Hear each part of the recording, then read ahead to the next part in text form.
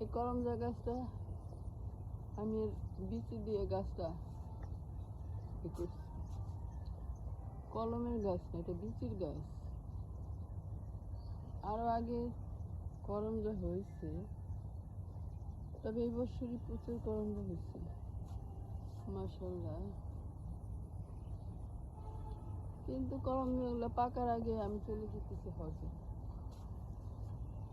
আমি তুলতে পারবো না। আমার শখের গাছ, আমার শখের ছাদ বাগানের করমজা গাছ, আমি পারবো না উঠাইতে। এই আমি তো প্রায় 40 দিন থাকবো, 40 দিনে তো পেকে যাবে। আসে দেখবো সব গাছ খালি,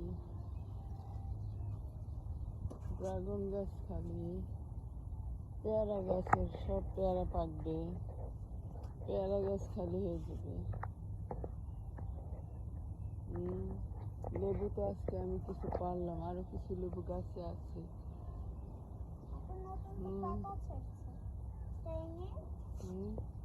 আরো কিছু, হ্যাঁ লেবু সমস্যা না, লেবু কিছু আবার ফুল আসতেছে লেবু গাছে। লেবু গাছে একবারে কিছু